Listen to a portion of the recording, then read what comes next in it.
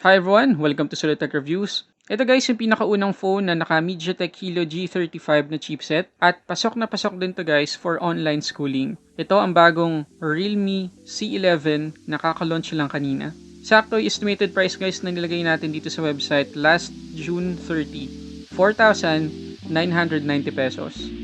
Pag-usapan natin.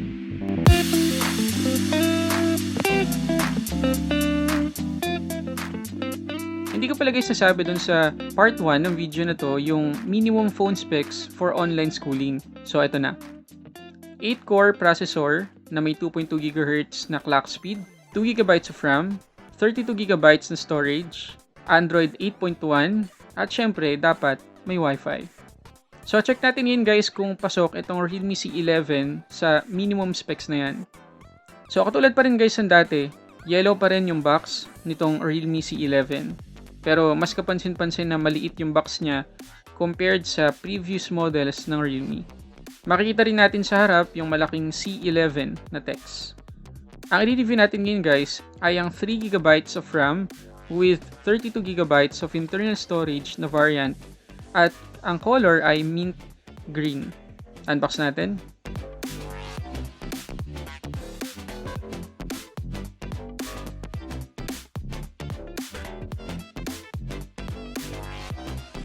Document sleeve agad yung bubungad sa atin guys na may text na, "Hey, welcome to Realme family." Ang laman naman ng document sleeve na yan ay information guide at SIM ejector tool. At kagaya ng Redmi 9A, wala din tong jelly case. Ito na guys yung C11. Tanggalin natin sa balot.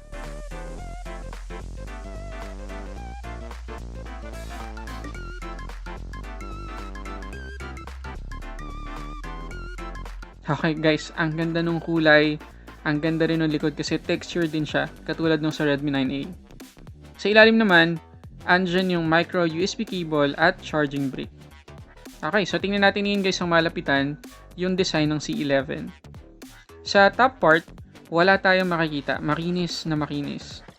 Sa left side naman, nandyan yung SIM tray na dual SIM na plus may dedicated micro SD card slot.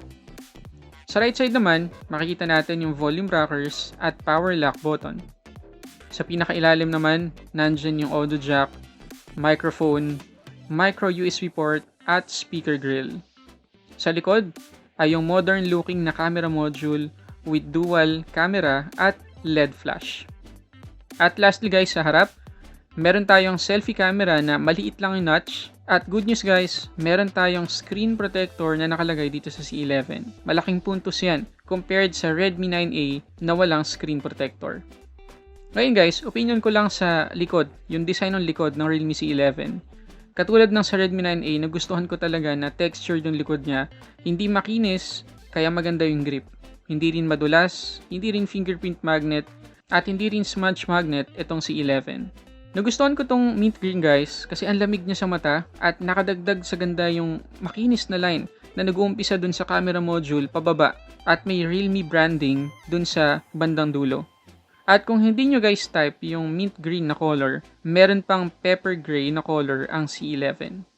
Sa display naman guys, meron tayong 6.5 inches IPS LCD 720p na display with 270 ppi. Well, same lang din naman sa Redmi 9A kung tutuusin.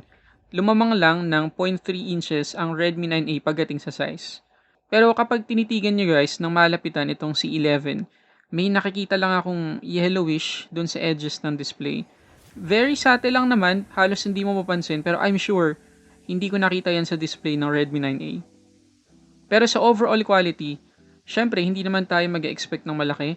Acceptable naman at mas manipis yung bezel nitong C11 compared sa Redmi 9A. Out of the box, naka-Android 10 na tayo with Realme UI 1.0 na sobrang gaan na skin na sakto para sa mga entry-level phones. At kung maalala nyo, sa entry-level phone natin, unang nakita ang Realme UI. At kagaya guys yung sinabi ko, ito yung unang phone na may MediaTek Helio G35 12nm na chipset. Compared sa G25 ng Redmi 9A, naka 2.3 GHz na kasing clock speed itong G35 versus dun sa 2.0 GHz lang ng G25. Same lang din sila guys ng GPU.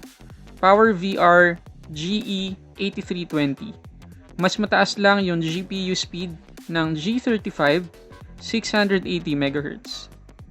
Yung pinadala sa atin guys ng Realme na review unit ay naka 3GB of RAM na hindi magiging available sa stores.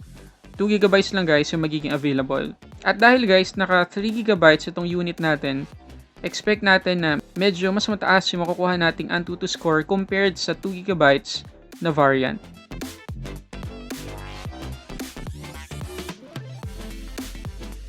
Okay, total score niya guys ay 107,361.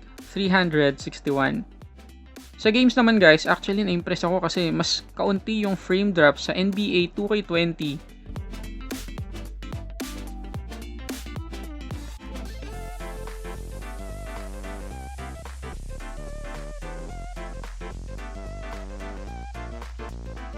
Same din sa Asphalt 9.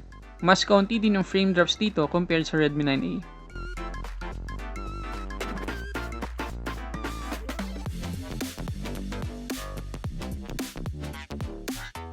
At kung sakali na hindi sapat sa atin guys yung 32GB na storage, kaya naman niyang mag-handle ng up to 256GB na micro SD card. Tinis ko din sa Zoom video call itong C11 at yup, kaya naman niya. So talagang swak for online schooling. And yes guys, dual camera setup tayo dito sa C11. 13 megapixels 2.2 aperture yung kanyang main shooter na merong 2 megapixels din na 2.4 aperture na depth sensor. At yung front-facing camera niya ay 5 megapixels 2.4 aperture. Ito guys yung ilang sample images.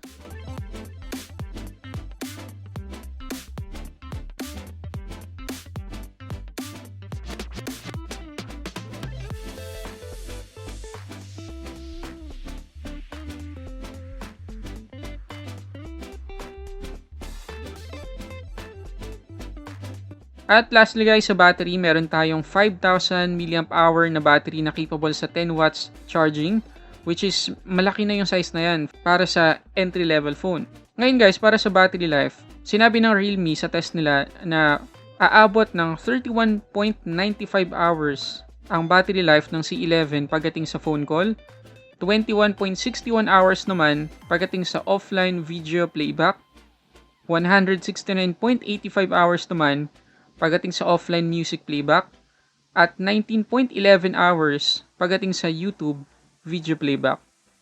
Pero syempre guys, gusto kong itest din siya in real life. So sa real life naman guys, yung test ko, gamit yung PC Mark na naka 50% brightness, nakapatay guys yung auto brightness. Nakakuha tayo guys ng 14 hours of screen on time from 100% to 17%. Pagdating naman guys sa charging time, from 16% hanggang 100%, umabot tayo ng 2.6 hours gamit yung kanyang 10 watts na charger. So yes guys, acceptable pa rin naman yung battery life dito sa Realme C11, pati yung charging time niya. Pero syempre, dun sa charging time, again, i-charge mo kapag matutulog ka na para hindi ka mainip. So ulitin natin guys, yung price nitong C11 na magiging available na today, July 23, ay 4,990 pesos para sa 32GB na variant. Ngayon, para sa akin guys, worth it yung additional 300 pesos para sa mas magandang chipset, mas magandang dual camera. Sulit yung Redmi 9A guys, don't get me wrong. Pero para sa akin lang, mas sulit ang Realme C11 para sa price niya. At kung gusto niyo pa guys malaman yung details ng promos ng Realme dito sa C11, ilalagay ko dyan sa pinned comment sa baba, kasama na yung voucher code sa Shopee. Pero before tayo magtapos guys, ibalik muna natin sa box itong Realme C11 dahil ang Realme Philippines guys ay may napakagandang project ngayon na i-donate lahat ng review units sa Young Focus Foundation para sa mga bata na nangangailangan ng phone for online schooling. So, thumbs up Realme. So yun muna guys, maraming salamat ulit sa panonood. Kung may question pa kayo tungkol dito sa Realme C11, paki-comment dyan below. At para sa inyo guys, sulit din ba yung Realme C11? Sabihin nyo din dyan sa baba. At wag nyo na rin kalimutan guys na i-like tong video, mag-subscribe na rin kayo at i-click nyo yung notification bell para ma-notify kayo sa mga susunod nating reviews. So ito muna guys, yun muna. Maraming salamat ulit sa panonood para sa samat-saring unboxing reviews. This is Sulit Tech Reviews.